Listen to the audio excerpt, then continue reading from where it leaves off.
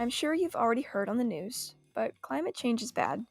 It's easy to ignore climate change from where we are in Virginia. We're not feeling the immediate, brutal effects of this issue, at least not yet. However, there is one region in the world that is enduring the effects of climate change and has been for quite some time.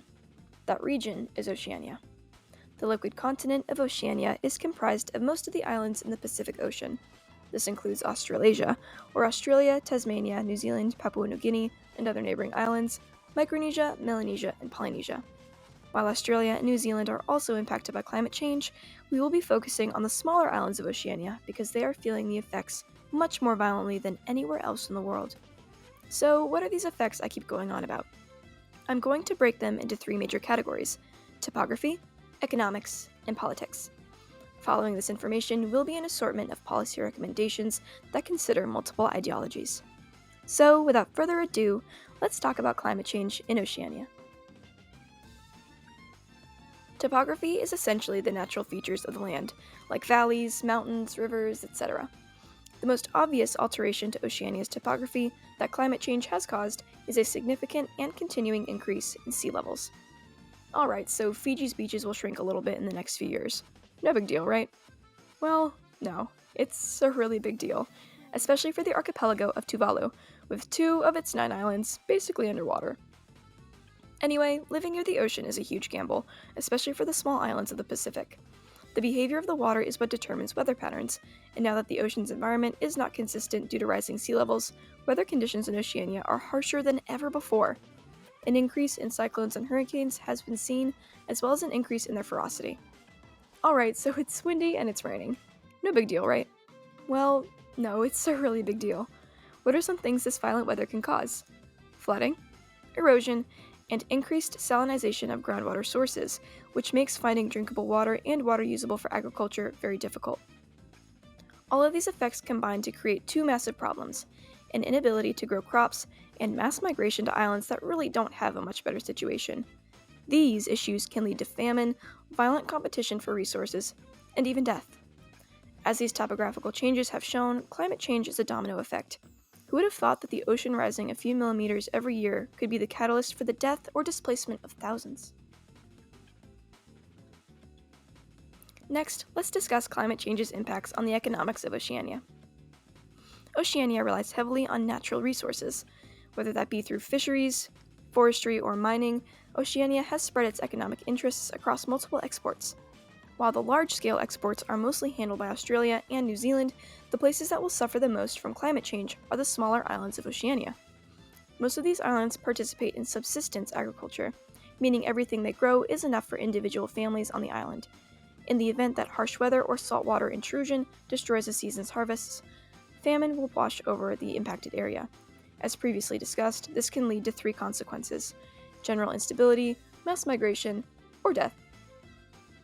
Another economic impact of climate change is a significant decrease in tourism. Australia and many of the Pacific Islands hold tourism as their largest industry, and the imminent danger of climate change has deterred tourists from visiting. The loss of this industry is destructive to Oceania's economy because it would force many of the smaller islands to rely even more heavily on agriculture, which is also impacted by climate change. So, to summarize, climate change will ruin local agriculture-based economies as well as the tourism industry in Oceania. Lastly, politics. Oceania may not seem like an incredibly influential region, but it has been the topic of much discussion lately in China. When nations are weak, it's difficult to refuse aid, regardless of its origins. China, the 3rd largest aid donor to Oceania, has already begun to dig its claws into the more desperate islands, most notably Kiribati. 2 years ago, Kiribati terminated relations with Taiwan in favor of receiving aid from Beijing. Infrastructural plans on the island of Canton have been discussed. This is of great concern to the US, as Canton is close in proximity to the sea lanes linking Hawaii to New Zealand and Australia. Losing access to those routes would significantly hurt the US Pacific supply chain. Not only does Kiribati switching teams further promote China's One China policy, it really sets a precedent for other vulnerable islands in Oceania. China is a nation to look to for help in the face of a crisis. The titanic $1.5 billion in grants given by China in the last decade and a half is bound to continue growing, and the smaller islands of Oceania do not have the military or economic prowess to stand against a world power. The US has kept her presence in the Pacific since the end of World War II, and if she wishes to maintain that presence, it would be best to act sooner than later. But why would the US need to keep a presence in Oceania anyway? Here are the biggest reasons.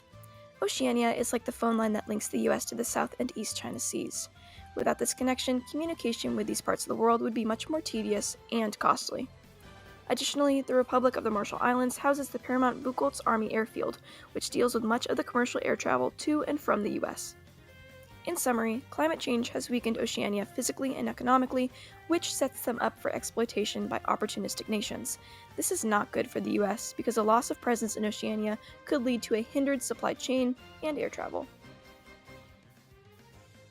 Now that we've taken a look at some of the disastrous effects of climate change in Oceania, let's talk about some potential solutions. It's important to consider all perspectives when discussing policy, so we will be looking at how an idealist would respond as well as a realist's preferred policy route. Then we will conclude with a set of middle ground policies and some passionate, heartfelt words about stopping climate change in Oceania. So, idealism, climate change, what's on the to-do list? Since the largest ocean in the world divides Oceania and the US, familiarity with the region is limited. To combat this, relations with Australia and New Zealand should be strengthened, as these two nations have the most intimate interactions with the rest of Oceania. By working closely with New Zealand and Australia, the US would gain a better understanding of what needs to be done for each island or archipelago.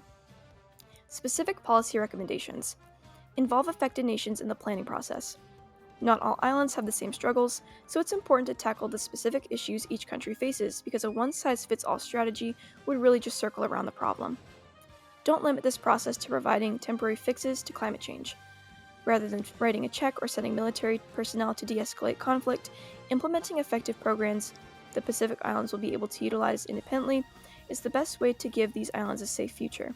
This way, Pacific Islands can be weaned off any aid provided and sustain themselves without issue. Now that we've considered an idealist policy recommendations, let's look at the other side. Only 3 island nations in Oceania have militaries, the largest of which having only 9,500 active and reserve troops.